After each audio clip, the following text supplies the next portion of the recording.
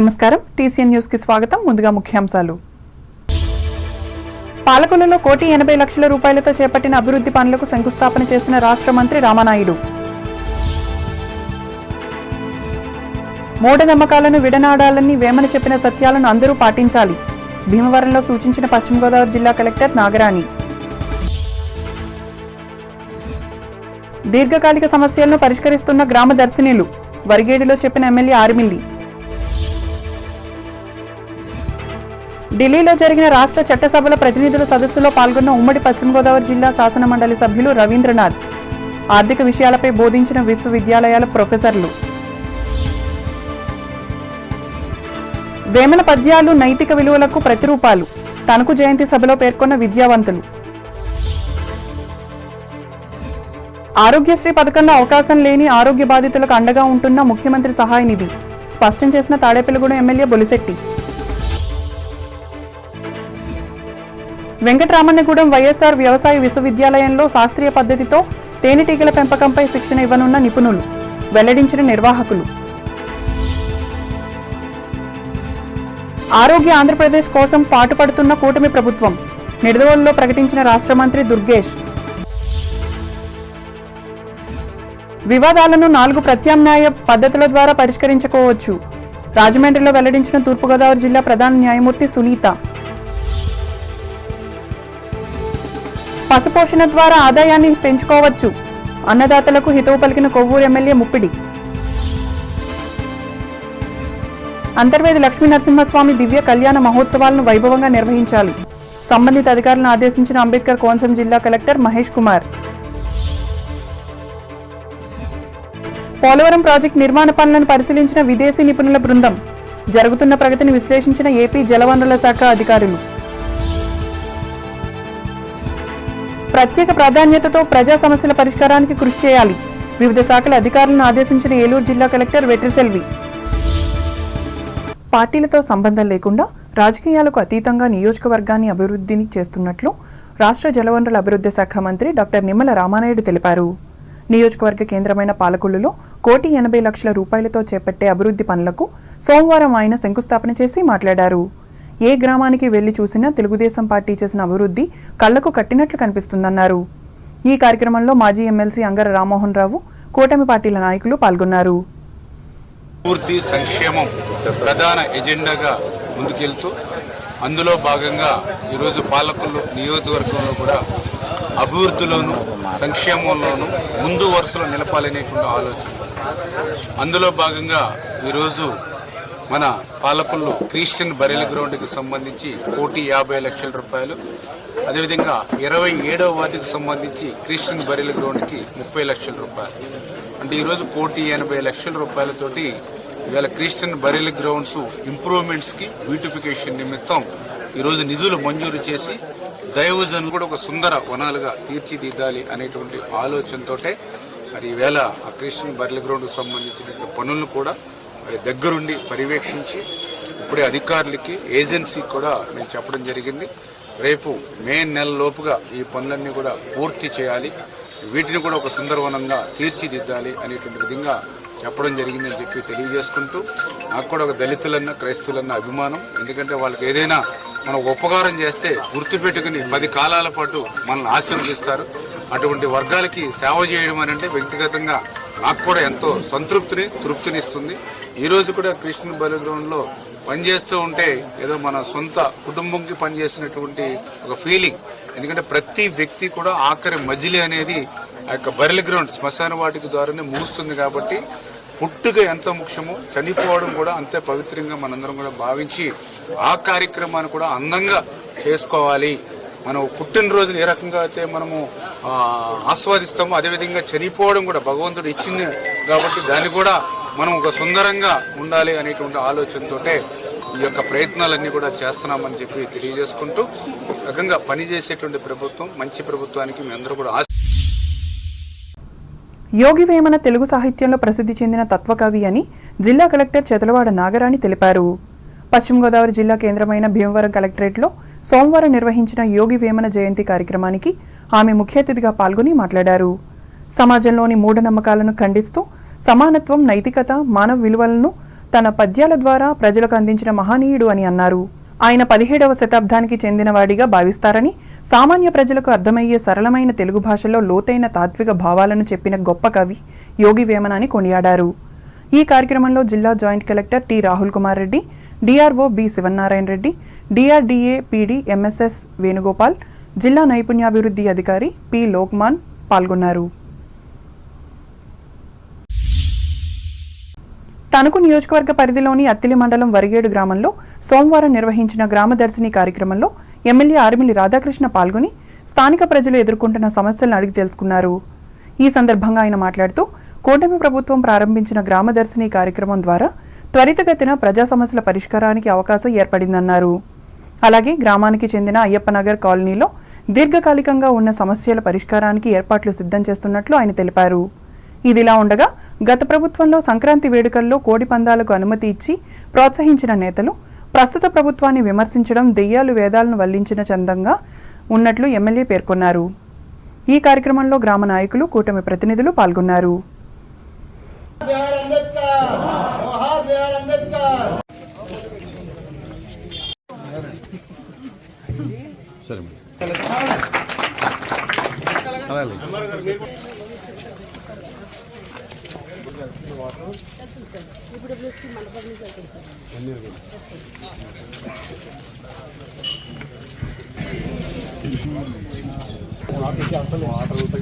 ఈరోజు అత్తిలి మండలం వరిగేడు గ్రామంలో గ్రామదర్శిని కార్యక్రమం నిర్వహించడం జరిగింది. గ్రామంలో ప్రతి చోట కూడా తిరిగి ఉన్నటువంటి సమస్యలన్నింటినీ కూడా క్షేత్రస్థాయిలో పరిశీలించి వాటిని ప్రణాళికాబద్ధంగా పరిష్కరించే విధంగా చర్యలు తీసుకోవడం జరుగుతుంది.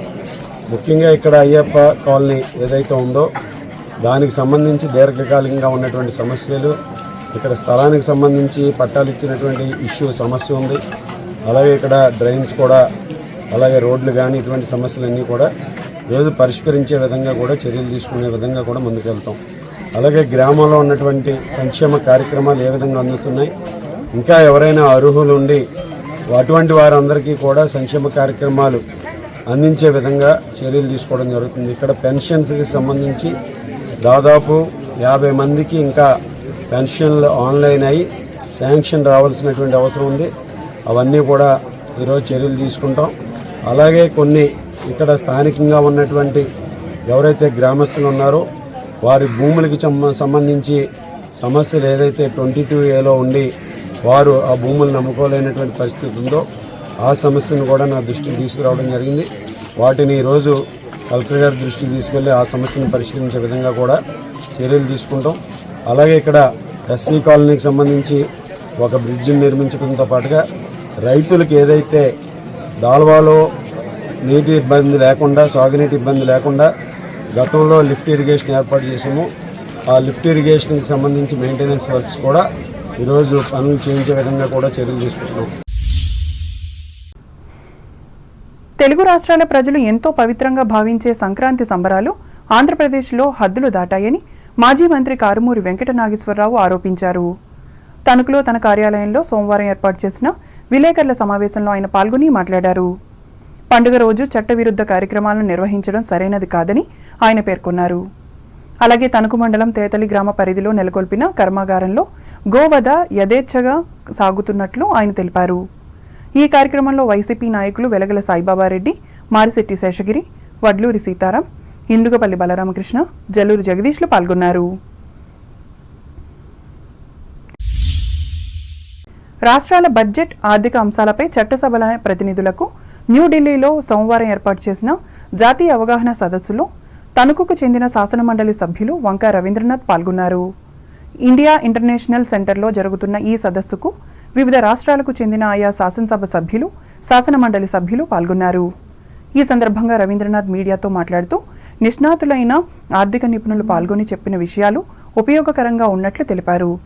ముఖ్యంగా వివిధ రాష్ట్రాలలో అమలవుతున్న ఆర్థిక విధానాలు, ప్రజా పద్దుల ప్రాముఖ్యత, కేంద్ర రాష్ట్ర ఆర్థిక సంబంధాలు, కేంద్ర ప్రభుత్వ పథకాలు, రాష్ట్రాలకు సంబంధించిన అంశాలను professor Manish Gupta, chief India economist doctor Karthik Muralidharan, California university ప్రొఫెసర్లు పాల్గొని ప్రజాభివృద్ధికి పాటించవలసిన ఆర్థిక సూత్రాలను విశ్లేషించి చెప్పారని ఆయన వివరించారు.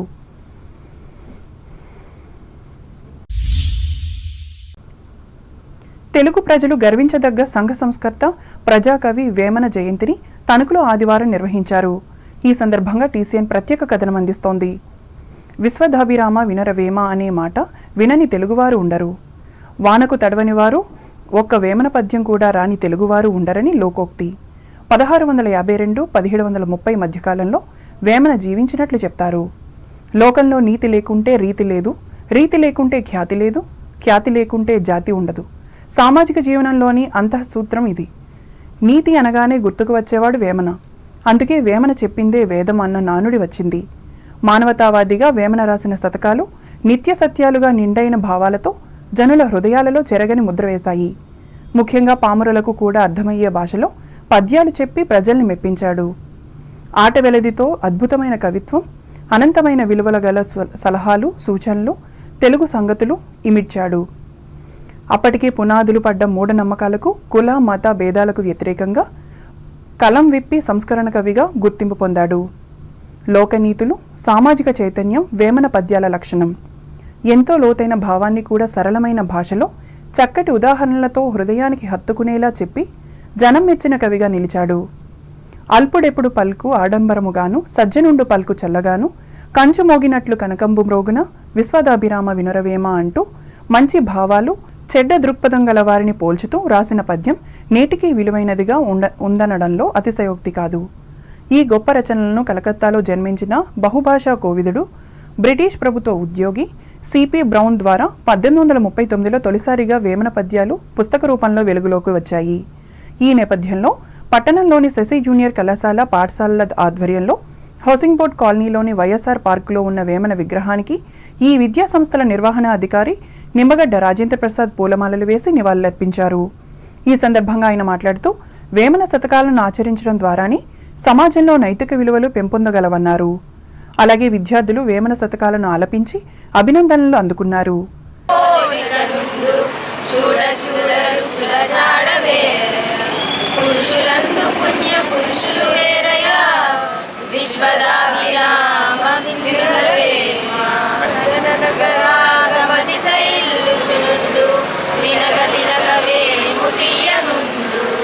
సాధనమున పనులు సమకూరు ధరలోన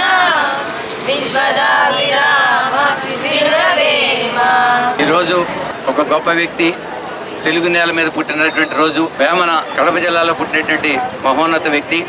ఆయన ఆ కాలంలో మరి సంస్కృత పదాలతో పద్యాలు రాసేటువంటి క్రమంలో ఎవరికి అర్థం కాని రీతిలో ఉండేటువంటి ఆ రోజుల్లో మరి ఈ మహానుభావుడు ఆట వెలది పద్యాలు, తేట తెలుగు పద్యాలు సామాన్యుడికి కూడా అందేలాగా అవి ఎంతో గొప్పగా చేరువయ్యేటట్టుగా దాదాపు 3000 పద్యాలు రచించాడంటే చిన్న విషయం కాదు.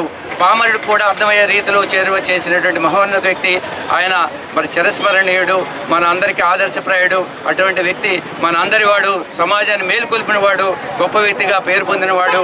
అటువంటి జయంతి ఈ రోజులో రాష్ట్ర ప్రభుత్వం కూడా దాన్ని ఈరోజు అధికారికంగా చేసేటువంటి సందర్భం చూసినప్పుడు అటువంటి మహనీయులను తలుచుకునేటువంటి రోజు మనకి ఎప్పుడు ఉండాలి. అనంతరం నిమ్మగడ్డతో పాటు ఇదే విద్యా సంస్థకు చెందిన తెలుగు ఉపాధ్యాయులు చిర్రావూరి నాగవెంకట శాస్త్రి, సంస్కృత ఉపాధ్యాయులు కె వసంతరాజు, ఏ నరసింహారెడ్డిలను, T Venkata Reddy, K Ramachandra Reddy, D Pulleswara Rao, SS Reddy, P Ganesh Kumar, A Venkata Reddy, PV Viswanatha Raju, CHNV శాస్త్రిలు సన్మానించారు.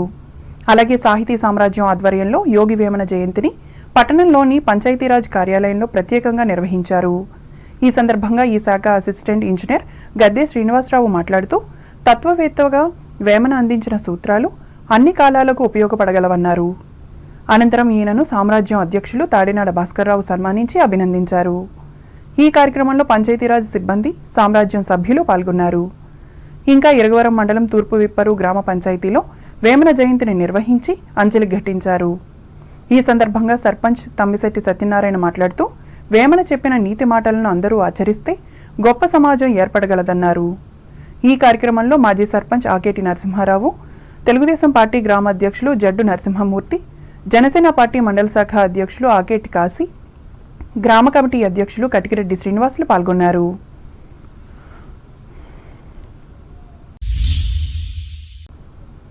తణుకు సుప్రసిద్ధ విద్యాసంస్థ మాంటిసోరీ స్కూల్ ఆధ్వర్యంలో 37వ వార్షిక క్రీడోత్సవాలను సోమవారం ఘనంగా నిర్వహించారు. ఈ మేరకు వివిధ పోటీలలో అన్ని తరగతుల విద్యార్థులు ఉత్సాహంగా పాల్గొని తమ ప్రతిభా పాఠవ్యాలను ప్రదర్శించారు. ఈ సందర్భంగా స్కూల్ డైరెక్టర్ అనపర్తి ప్రకాశ్రావు మాట్లాడుతూ ఉత్తమమైన విద్యతో పాటు విద్యార్థుల ఆరోగ్యాన్ని, ఆనందాన్ని పెంచే క్రీడలకు కూడా ఆది నుంచి తమ స్కూల్లో ప్రాధాన్యతనిస్తున్నట్లు చెప్పారు. గెలుపోటములతో సంబంధం లేకుండా ప్రతి విద్యార్థి ఈ పోటీల్లో పాల్గొనాలని ఆయన సూచించారు. ఈ కార్యక్రమంలో ప్రధానోపాధ్యాయుని ఎం లక్ష్మి, వ్యాయామ ఉపాధ్యాయులు ఏ భార్గవులు పాల్గొన్నారు.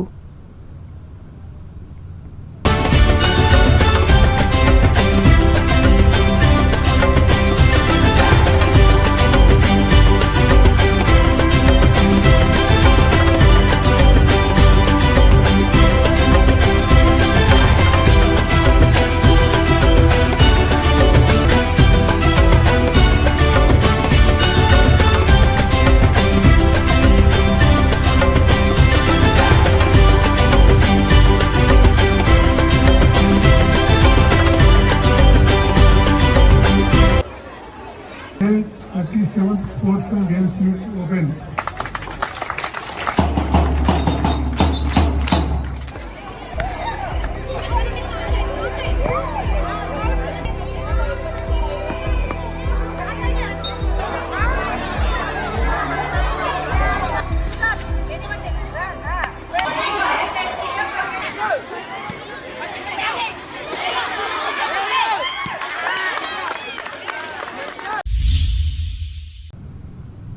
తణుకు ఎస్కేఎస్డి మహిళా డిగ్రీ కళాశాలలో ఈ నెల 9వ తేదీన టాటా ఎలక్ట్రానిక్స్ నిర్వహించిన ప్రాంగణ ఎంపికల్లో 45 మంది తమ కళాశాల విద్యార్థులు ఎంపికైనట్లు ప్రిన్సిపల్ యు లక్ష్మీసుందరిబాయి సోమవారం తెలిపారు.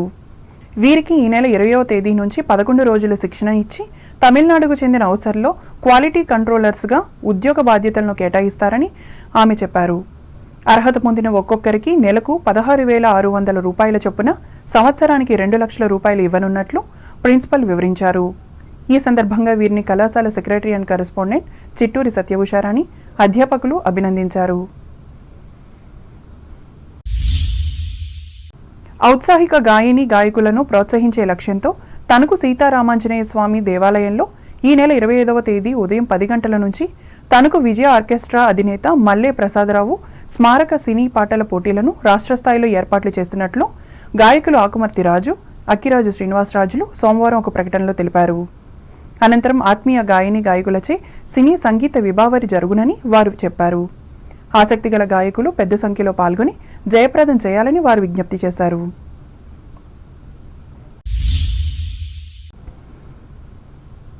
భారత గణతంత్ర దినోత్సవం సందర్భంగా తణుకు ప్రధాన తపాలా కార్యాలయం ఆధ్వర్యంలో భారత గణతంత్ర రాజ్యంలో తపాలా కార్యాలయాల పాత్ర అను అంశంపై తెలుగు, ఇంగ్లీష్, హిందీ భాషల్లో వ్యాసరచన పోటీలను ఏర్పాటు చేసినట్లు హెడ్ పోస్ట్ మాస్టర్ చిట్టా వెంకట సుబ్బారావు సోమవారం ఒక ప్రకటనలో తెలిపారు. ఆసక్తి గలవారు వ్రాసే మేటర్ను పోస్ట్ కార్డుపై గానీ, ఇన్లాండ్ కవర్పై గానీ, ఎన్వలప్లో గానీ రాసి ఈ నెల 24వ తేదీ సాయంత్రం 5 గంటలలోపు పోస్ట్ మాస్టర్ పేరుతో తణుకు హెడ్ పోస్ట్ ఆఫీస్కు పంపించాలని ఆయన కోరారు. విజేతలకు ఈ నెల 26వ తేదీన తమ కార్యాలయంలో ఉదయం 9 గంటలకు జరిగే గణతంత్ర దినోత్సవ సభలో బహుమతులు అందిస్తామని సుబ్బారావు వివరించారు.